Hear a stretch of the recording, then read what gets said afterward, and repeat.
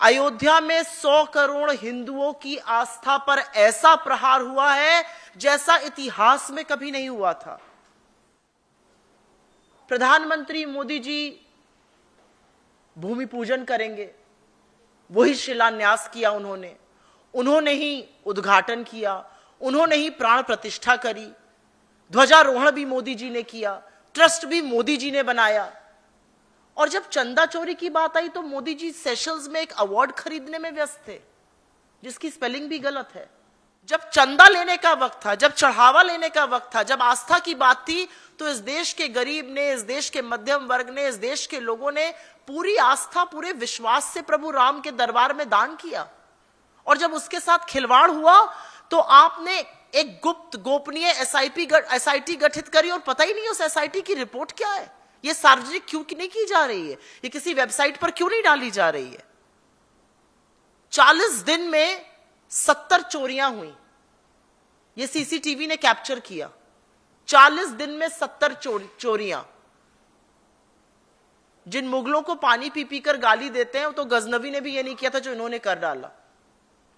और आपको आगाह कर दूं, ये 40 दिन में 70 चोरियां सिर्फ 40 दिन का ब्यौरा दे रही हैं। 5.5 साल में कितनी चोरी हुई है, इसका ब्यौरा कौन देगा? क्योंकि असलियत यह है कि सालों से लगातार संगठित रूप से हर रोज लूट का कार्यक्रम चल रहा था, जो सबकी जानकारी में था, सबकी निगाह में था, और इसका स्वाद सबने चखा है, इसमें सबकी मिली भगत है। मॉनिटरिंग सिस्टम कहां था? सीसीटीवी फुटेज 45 दिन की ही क्यों थी? सिक्योरिटी कहां थी? आपको लगता है कि वो जो छोटे छोटे प्यादे पकड़े गए हैं उनके बस की बात थी इतने बड़े भव्य मंदिर में इतनी बड़ी चोरी कर लेना? 80 लाख रुपए जब्त होने की खबरें सामने आ रही हैं। 80 लाख रुपए जब्त होने की खबरें अभी की सामने आ रही हैं। आप ये सोचिए 5.5 साल से कितना पैसा लूटा गया होगा। 40 दिन में 70 चोरियां हुई हैं। 5.5 पौने 6 साल जब से मंदिर का अनावरण हुआ, इनॉग्रेशन हुआ, तब से कितनी चोरी हुई होगी। यहां पुलिस आई, पुलिस ने प्यादों को गिरफ्तार किया, और वो प्यादे स्टेट के दामाद बनकर जेल में मजे की जिंदगी जी रहे, और बड़े लोगों को छोड़ दिया गया, बड़े डाकुओं को, कि आप लूटा हुआ माल पहले ठिकाने लगा लीजिए। ये कोई चंदा चोरी, चढ़ावा चोरी नहीं था, ये क्रिमिनलाइज्ड गैंग एक ऑपरेट कर रहा था। और मैंने भारत समाचार में अभी खबर पढ़ी आते वक्त, चंपत राय बंसल कोई महासचिव नहीं थे, वो तो पूरे राजा आदमी थे भैया। एक एजेंसी, सिक्योरिटी एजेंसी उनकी थी, 400 लोग उसमें कार्यरत थे। महीने का 1 करोड़ मतलब साल का 12 करोड़ रुपए उस सिक्योरिटी एजेंसी को दिया जाता था। वो सिक्योरिटी एजेंसी बीजेपी के एक्स एमपी बिहार के कोई है, उनकी सिक्योरिटी एजेंसी है।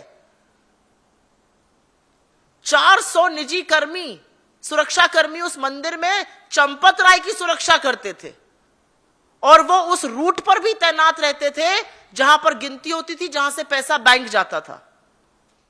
अब ऐसे अनगिनत लोग सामने आ रहे हैं, जो सामने आकर कह रहे हैं हमने फला चीज दान करी, हमें कहा गया उसकी क्वालिटी और गुणवत्ता देखकर आपको रसीद व्हाट्सएप पर आ जाएगी। व्हाट्सएप पर घटिया फॉरवर्ड आ रहे हैं, रसीदें नहीं आई आज तक। कितने ही लोग हैं। सिंधी समाज पूछ रहा है कि हमारी 200 किलो चांदी की ईंटें कहां हैं। व्यापारी पूछ रहा है हमारी सोने की ईंटें कहां हैं। महिला पूछ रही है हमारी चांदी के काग भुषुंडी कहां हैं। कर सेवक पूछ रहा है 1250 सोने चांदी की रामशिलाएं कहां हैं। अब खबर आ रही है कि जो राम निवास बगल में था, वहां से हनुमान जी की मूर्ति, राम जी का पलंग, वो सब भी गायब है। और ये सब चंपत राय जी के हाथ में दिया गया था। फोटो भी खींची थी। उन्होंने कहा था रसीदें आएंगी, रसीदें नहीं आई। सामान कहां है प्रभु, ये बताइए। 6 महीने पहले लवकुश मिश्रा नाम के एक आदमी को गिनती के काम पर लगाया गया। लवकुश मिश्रा जी की सैलरी 12,000 रुपए महीना थी। 6 महीने से नौकरी उन्होंने शुरू करी। उन्होंने फटाफट 25-30 लाख का एक प्लॉट खरीदा। उस पर उन्होंने डबल मंजिली की इमारत बनानी शुरू करी अपनी पत्नी को गिफ्ट करने के लिए। उनके गांव के घर से एक टूटी हुई तिजोरी से 12 लाख रुपए नगद मिले। उन्होंने तो पैसे गोबर में भी छुपाए हुए थे। यह हाल है लवकुश मिश्रा जी का। वो एक बार में 50, उसके मित्रों का कहना था एक बार में 50-50 हजार रुपए की पार्टी देता था, ट्रीट करता था। 12,000 रुपए उसकी महीने की तनख्वाह थी। विश्वगुरु बनकर विदेश नीति चौपट कर दी और हिंदुत्व के ठेकेदार बनकर हिंदू धर्म पर सबसे बड़ा धब्बा लगाने का काम किया। लेकिन एक बात यह भी सच है कि इस पूरे घोटाले ने, इस पूरे चढ़ावा चोरी ने, चंदा चोरी ने आरएसएस का जो असली चेहरा है वो बेनकाब कर दिया है। उनका फर्जी जो भांडा है उसको फोड़कर रख दिया है। आरएसएस लालचियों की, पापियों की एक फौज है। मर्दिन ट्रस्ट में चाहे वो चंपत राय बंसल हो या अनिल मिश्रा हो, गोविंद गिरी हो या दूसरे तमाम नेता हो, ये सब संघ से जुड़े हुए हैं और ये सब मंदिर के चढ़ावा चोरी में ऊपर से नीचे तक उस पूरे पाप में डूबे हैं। और मेरा मानना है कि यह असंभव है कि चंपत राय बंसल को या अनिल मिश्रा को या गोविंद गिरी को इसके बारे में पता ना हो। लूट का माल तो लखनऊ से लेकर दिल्ली और यहां से होता हुआ नागपुर तक जरूर पहुंचा है।